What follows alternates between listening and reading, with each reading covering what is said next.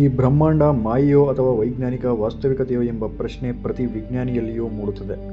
ನಾವು ನೋಡುತ್ತಿರುವ ಈ ಬ್ರಹ್ಮಾಂಡ ವಾಸ್ತವದಲ್ಲಿ ಇದೆಯೋ ಅಥವಾ ಇದು ಕೇವಲ ಒಂದು ಭ್ರಾಂತಿಯ ಪ್ರದರ್ಶನವೇ?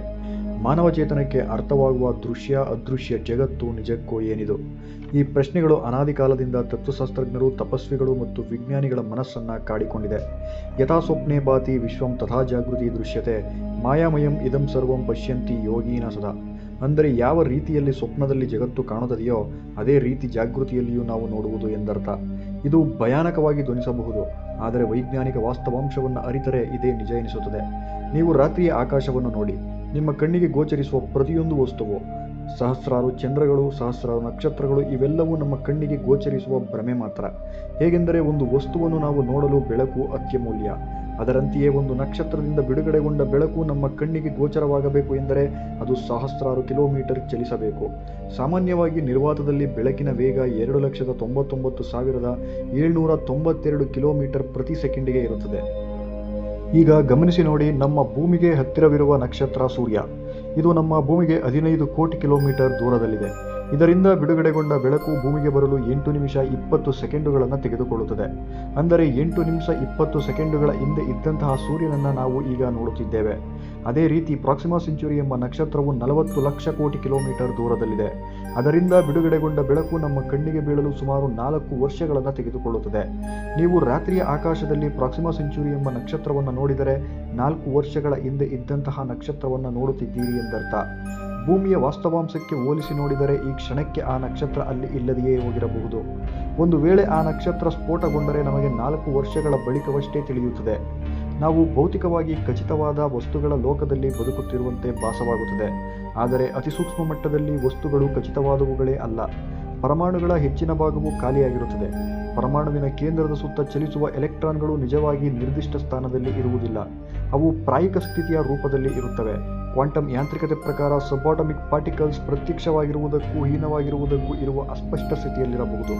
ಅಂದರೆ ನಾವು ನೋಡುವ ವಸ್ತುಗಳು ಕೇವಲ ಕಣಗಳ ಪರಸ್ಪರ ಕ್ರಿಯೆಯಿಂದ ಉಂಟಾಗುವ ಭ್ರಮೆಯಾಗಿರಬಹುದು.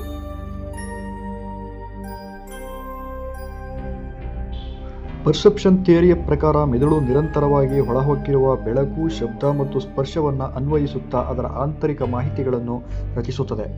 ಇದರರ್ಥ ನಾವು ಅನುಭವಿಸುವ ವಾಸ್ತವಿಕತೆ ಕೇವಲ ಮೆದುಳಿನ ಪ್ರಕ್ಷೇಪಣೆಯಾಗಿರಬಹುದು.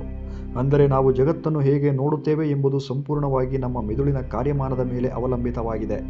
ನಮ್ಮ ಮೆದುಳು ವಾಸ್ತವಿಕತೆಯನ್ನು ನೇರವಾಗಿ ನೋಡುತ್ತಿಲ್ಲ. ಬದಲಿಗೆ ಅದು ನಮ್ಮ ಇಂದ್ರಿಯಗಳಿಂದ ಲಭ್ಯವಾಗುವ ಮಾಹಿತಿಯನ್ನು ಸಂಸ್ಕರಿಸಿ ಅದರ ಆಂತರಿಕ ಮಾದರಿಗಳನ್ನು ರಚಿಸುತ್ತದೆ. ಇದರಿಂದ ನಮ್ಮ ಅನುಭವ ಒಂದು ಭ್ರಮೆಯಾಗಿರಬಹುದು. ಅಜ್ಞಾತ ಸ್ಥಳಕ್ಕೆ ಚಲಿಸುತ್ತಿದೆ ಬ್ರಹ್ಮಾಂಡ. ಈ ಚಿತ್ರವನ್ನು ಗಮನಿಸಿ ನೋಡಿ. 1300ಕ್ಕೂ ಹೆಚ್ಚು ಗ್ಯಾಲಕ್ಸಿಗಳನ್ನು ಒಳಗೊಂಡಿದೆ. ಇದು ಕೇವಲ 65 ಮಿಲಿಯನ್ ಬೆಳಕಿನ ವರ್ಷಗಳ ದೂರದಲ್ಲಿ ದಟ್ಟವಾದ ಅಜ್ಞಾತ ಸಮೂಹದಲ್ಲಿದೆ.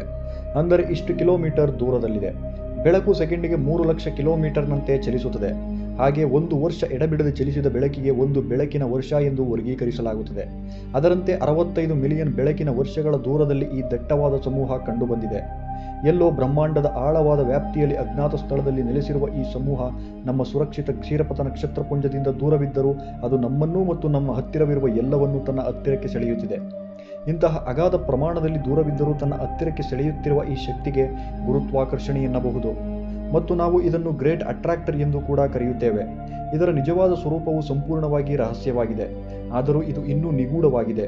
ಅದರಂತೆಯೇ ಸಂಪೂರ್ಣವಾಗಿ ನಿಗೂಢವಲ್ಲ ಎಂಬುದನ್ನು ಕೂಡ ನಾವು ಇಲ್ಲಿ ಗಮನಿಸಬೇಕು. 1970ರ ದಶಕದಲ್ಲಿ ಖಗೋಳಶಾಸ್ತ್ರಜ್ಞರು ಆರಂಭಿಕ ಬ್ರಹ್ಮಾಂಡದಿಂದ ಬಂದಂತಹ ಬೆಳಕಿನ ವಿವರವಾದ ನಕ್ಷೆಗಳನ್ನು ತಯಾರಿಸಿದಾಗ ಮೊದಲ ಬಾರಿಗೆ ಗ್ರೇಟ್ ಅಟ್ರಾಕ್ಟರ್ ಅನ್ನು ಕಂಡುಹಿಡಿಯಲಾಯಿತು. ಈ ವೇಳೆಯಲ್ಲಿ ಖಗೋಳಶಾಸ್ತ್ರಜ್ಞರು ವಿಶ್ವದ ವಿಸ್ತರಣೆಯನ್ನು ಅಧ್ಯಯನ ಮಾಡುವಾಗ ನಮ್ಮ ಆಕಾಶಗಂಗೆಯು ಹಾಗೂ ಸುತ್ತಲಿನ ಆಕಾಶಗಂಗೆಗಳು ಅಸಾಮಾನ್ಯವಾಗಿ 600 ಕಿಲೋಮೀಟರ್ ಪ್ರತಿ ಸೆಕೆಂಡಿಗೆ ಯಾವುದೋ ಒಂದು ನಿರ್ದಿಷ್ಟ ದಿಕ್ಕಿನತ್ತ ಚಲಿಸುತ್ತಿರುವುದು ಕಂಡುಬಂದಿತು. ಈ ಆಕರ್ಷಣೆಗೆ ಕಾರಣವಾಗಿರುವ ಬಹುಸಂಖ್ಯೆಯಲ್ಲಿ ಗಣನೀಯ ಗ್ಯಾಲಕ್ಸಿಗಳು ಗ್ರೇಟ್ ಅಟ್ರಾಕ್ಟರ್ ಪ್ರದೇಶದಲ್ಲಿ ಇರುವುದು ತಿಳಿದುಬಂದರೂ ನಿಖರವಾಗಿ ಯಾವ ವಸ್ತುಗಳು ಈ ಆಕರ್ಷಣೆಯನ್ನು ಉಂಟು ಮಾಡುತ್ತಿದೆ ಎಂಬುದು ಇನ್ನೂ ಸಂಪೂರ್ಣವಾಗಿ ಸ್ಪಷ್ಟವಾಗಿರಲಿಲ್ಲ. ಗ್ರೇಟ್ ಅಟ್ರಾಕ್ಟರ್ ಪ್ರದೇಶವು ನಾರ್ಮಾ ಕ್ಲಸ್ಟರ್ ಎಂಬ ಭಾರೀ ಗ್ಯಾಲಕ್ಸಿ ಸಮೂಹದ ಸಮೀಪದಲ್ಲಿದ್ದು ಇದನ್ನು ನೇರವಾಗಿ ಅವಲೋಕಿಸುವುದು ಕಷ್ಟ. ಏಕೆಂದರೆ ಇದು ಮಿಲ್ಕಿವೇ ಆಕಾಶಗಂಗೆಯ ತಂತು ಮತ್ತು ಧೂಳಿನ ಹಿಂದೆ ಹೂತು ಹೋಗಿದೆ. ತಾರಾಲಯಗಳ ರಶ್ಮಿ ಹಾಗೂ ದೂರದರ್ಶಕಗಳ ಮೂಲಕ ನಡೆಸಿದ ಅಧ್ಯಯನಗಳಿಂದ ಈ ಪ್ರದೇಶದಲ್ಲಿ ಸಾವಿರಾರು ಭಾರೀ ಗ್ಯಾಲಕ್ಸಿಗಳ ಸಮೂಹ ಹಾಗೂ ಡಾರ್ಕ್ ಇರುವುದನ್ನು ಅಂದಾಜಿಸಲಾಗಿದೆ.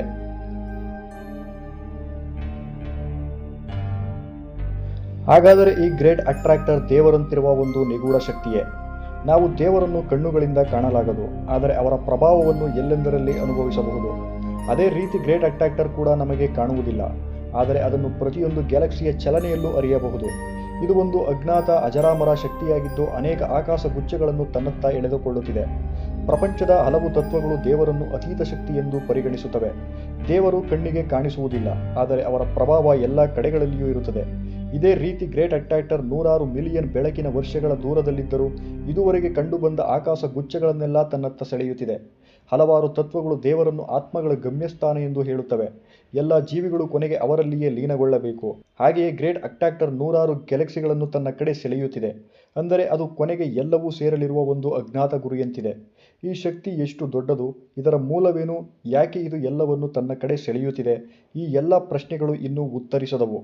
ದೇವರನ್ನು ಮನುಷ್ಯ ಬುದ್ಧಿ ಸಂಪೂರ್ಣವಾಗಿ ಅರ್ಥ ಮಾಡಿಕೊಳ್ಳಲು ಸಾಧ್ಯವಿಲ್ಲ ಎಂಬಂತೆ ಗ್ರೇಟ್ ಅಟ್ರಾಕ್ಟರ್ ಹಿಂದಿರುವ ಶಕ್ತಿ ನಮಗೆ ಅರ್ಥವಾಗದ ಮರ್ಮವಾಗಿದೆ.